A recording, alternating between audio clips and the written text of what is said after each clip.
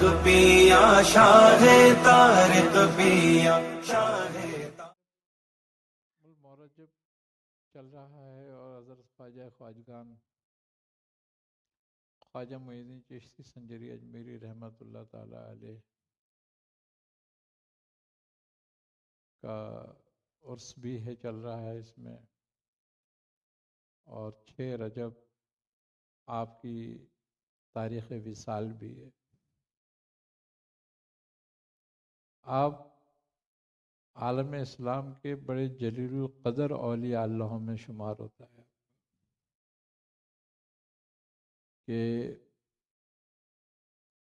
آپ کی ذات مبارکہ سے لاکھوں کروڑوں لوگ مستفیض ہوئے، اور ہندوستان میں جو اسلام آج نظر آتا ہے وہ حضرت خواجہ خواجگان خواجہ معین الدین چشتی رحمۃ اللہ علیہ کے ہی مرہون مرنا تھے۔ آپ کی حیات مبارکہ میں ہی قریباً 90 لاکھ لوگ مسلمان ہو چکے تھے، اور آپ نے اس کے لیے بڑی کاوش کی، اور آپ کے جو خلفاء تھے انہوں نے بھی بڑی کاوش کی۔ بڑے نام ہیں جس میں حضرت خواجہ قطب الدین بختیار کاکی ہیں، حضرت خواجہ حمید الدین ناگوری ہیں جو متوکل بھی کہلاتے ہیں، اور بہت سارے بزرگان اکرام آپ کے خلفاء میں شامل ہیں، اور پھر بابا فرید الدین مسعود گنج شکر، نظام الدین محبوب الہی، مخدوم علاء الدین، پورا صابری سلسلہ، پورا چشتی نظامی سلسلہ آپ ہی کے مرہون منت ہے۔ آپ بچپنے سے ہی مادرزاد ولی تھے۔ بچپنے میں آپ اپنا ایک واقعہ بیان فرماتے ہیں کہ میں بچوں کے ساتھ بیٹھا ہوا تھا، یعنی کہ کھیل رہے تھے بچے، آپ بیٹھے ہوئے تھے، تو ایک مجذوب وہاں سے گزرے جن کا نام شیخ ابراہیم قندوزی رحمۃ اللہ علیہ تھا۔ تو آپ اپنے وقت کے بڑے اولیاء اللہ میں سے تھے، اور آپ کو جذام تھا۔ سمجھتے ہو جذام کسے کہتے ہیں؟ کوڑ جس کو کہتے ہیں۔ آپ کا جسم پھٹا ہوا تھا، تو اس سے ہر وقت پانی رطوبت رستی رہتی تھی، تو لوگ آپ کو شہر میں نہیں آنے دیتے، جب آتے تو آپ کو پتھر مارا کرتے تھے، تو آپ شہر سے باہر رہتے تھے۔ تو ایک دن آپ گزر رہے تھے، تو آپ بیٹھے ہوئے تھے، آپ کو دیکھ کے رک گئے، اور آپ کو بلایا اپنے پاس کہ ادھر آؤ۔ آپ ان کے پاس گئے تو فرمایا کہ بیٹا، اللہ نے تمہیں اس لیے نہیں پیدا کیا یہاں پر، تمہارا کام کچھ اور ہے، تم کچھ اور کام کرو گے، لہذا اپنی تعلیم پر توجہ دو۔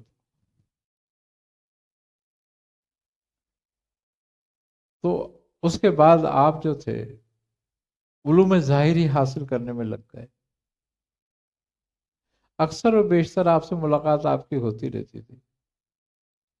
ایک دن آپ نے فرمایا ان سے کہ اے حسن نام تھا آپ کا،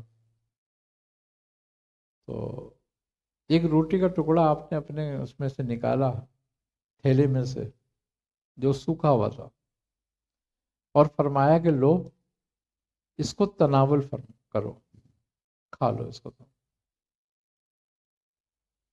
آپ نے وہ ٹکڑا لیا اور چبایا اور کھا لیا۔ جب وہ کھا لیا آپ نے، تو آپ پہ ایک عجیب کیفیت طاری ہو گئی۔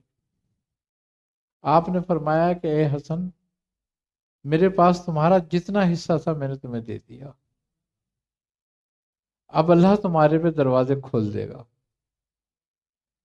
اور وہی ہوا کہ پھر آپ مرتبہ کمال پہ پہنچے، اور پھر خواجہ عثمان ہرونی رحمۃ اللہ علیہ سے آپ بیعت ہوئے اور مرتبہ کمال پر پہنچے۔ آپ بڑے صاحب استقامت تھے۔ ایک وقت آیا حضرت خواجہ عثمان ہرونی رحمۃ اللہ علیہ پہ کہ لوگ آپ کو سب چھوڑ کے چلے گئے، لیکن آپ نہیں گئے. تو آپ نے ان سے پوچھا کہ حسن تم کیوں نہیں جا رہے؟ انہوں نے کہا حضور میں نے آپ کے ہاتھ میں ہاتھ دیا ہے اپنا، اب قیامت تک میں آپ کے ساتھ ہی ہوں، جہاں آپ ہیں وہاں میں ہوں.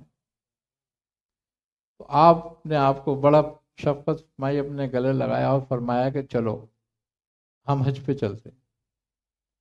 مکے کے لیے روانہ ہو گئے. جب مکے پہنچے آپ، تو آپ نے مکے میں آپ بیٹھے ہوئے تھے، آپ طواف فرما رہے تھے. آپ بیٹھے ہوئے انہیں دیکھ رہے تھے، خواجہ معین چشتی رحمۃ اللہ علیہ کو. جب آپ نے 7واں طواف مکمل کیا تو آپ کھڑے ہوئے اور آپ نے آپ کا ہاتھ پکڑا، اور ہاتھ پکڑ کے آپ نے آپ کا ہاتھ بلند کیا اور کہا کہ اے میرے رب، میں اپنے حسن کو تیرے حوالے کرتا ہوں، کیا تو اس کو قبول کرتا ہے؟ تو غیب سے ندا ہوئی کہ ہم نے قبول کیا. 3 دفعہ آپ نے یہی بات کہی. تو آپ نے فرمایا کہ اب ہم مدینے چلیں گے. آپ مدینے لے گئے. مدینے میں بھی آپ نے آپ کو سرور عالم صلی اللہ علیہ وسلم کی خدمت میں پیش کیا اور فرمایا کہ یا رسول اللہ، میرے اس مرید کو، اس بیٹے کو اپنی بارگاہ میں قبول فرمائیے. آپ نے بھی قبول فرمایا اور آپ نے فرمایا کہ اے معین الدین، تم ہندوستان کا رخ کرو کہ تمہاری وہاں ضرورت ہے. وہاں سے آپ کو ہندوستان ملا تھا، وہاں سے آپ کو معین الدین کا لقب ملا تھا. آپ کا اصل نام تو حسن ہے، لقب یہ آپ کو دیا گیا وہاں سے. جب آپ وہاں سے نکلے ہیں مدینے سے، ہندوستان کے لیے آپ نے سفر کیا، تو حضرت خواجہ عثمان ہارونی رحمۃ اللہ علیہ آپ کے ساتھ تھے. آپ ایران رک گئے اور آپ نے فرمایا کہ اے حسن، اے معین الدین، اب تم ہندوستان کی طرف سفر کرو اور براستہ لاہور جانا، اور یاد رکھنا کہ لاہور میں بھی ایک شیر سو رہا ہے، وہاں ٹھہرنا، قیام کرنا. اور جب وہ تمہیں اجازت دیں، کیونکہ لاہور ہندوستان کا دروازہ تھا، جب وہ تمہیں اجازت دیں تب ہندوستان میں داخل ہونا. آپ وہاں سے ہندوستان آئے تھے. تو جب آپ 6 ماہ وہاں رکے رہے ہیں، پھر آپ نے ہندوستان جانے کی اجازت دی، تو آپ نے آپ کا نام لیا تھا خواجہ معین الدین چشتی. تو اب وہاں جو 6 مہینے آپ کے لیے آپ رکے، وہاں پر بھی بڑی آپ کی تربیت فرمائی آپ کی روح نے. اور جب آپ وہاں سے نکلیں تو وہ شعر آپ نے لکھا تھا کہ گنج بخش فیض عالم مظہر نور خدا، نا کسارا پیر کامل کامل آرا رہنما. یعنی کہ گنج بخش فیض عالم، کہ آپ اللہ کے خزانے لٹا رہے ہیں عالم کو، اور آپ خدا کا مظہر ہیں، خدا کے نور کا مظہر ہیں آپ. یعنی کہ وہ نور کیا؟ ہدایت، رہنمائی، اور وہ معرفت، راز خدا کے. نا کا سارا پیر کامل، نا کسوں کی رہنمائی تو پیر کامل کرتے ہیں. نا کا سارا پیر کامل کاملانہ رہنما، آپ کاملوں کی رہنمائی کرنے والے ہیں. پھر آپ کو ہندوستان کی اجازت ہوئی اور آپ ہندوستان پہنچے، اور پھر آپ نے وہاں تبلیغ کا کام شروع کیا. لیکن بڑے مصائب تھے، مشکلیں تھیں، لیکن آپ نے ہر مشکل کا سہارا کیا.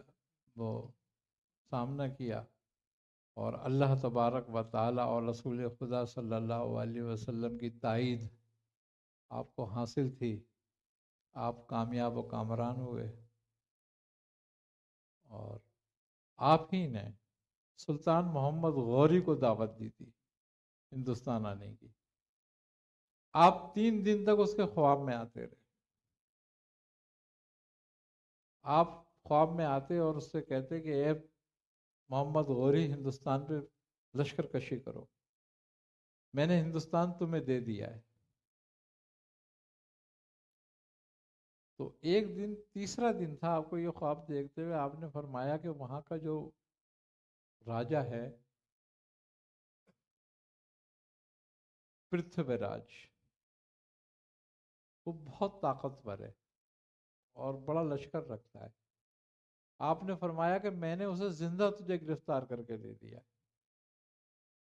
وہ آ ہندوستان۔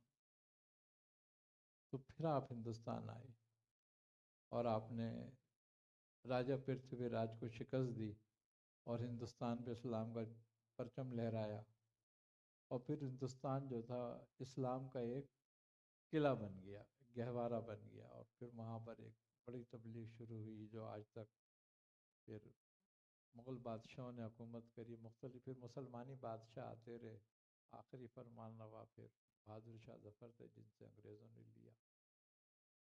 اللہ تعالیٰ پھر مسلمانوں کو ایک بار وہاں فتح یاب کرے گا، کامیاب کرے گا انشاءاللہ۔ طارق پیا، شاہ طارق پیا، شاہ طارق پیا، شاہ طارق پیا، رہبر و رہنما شاہ طارق پیا، شاہ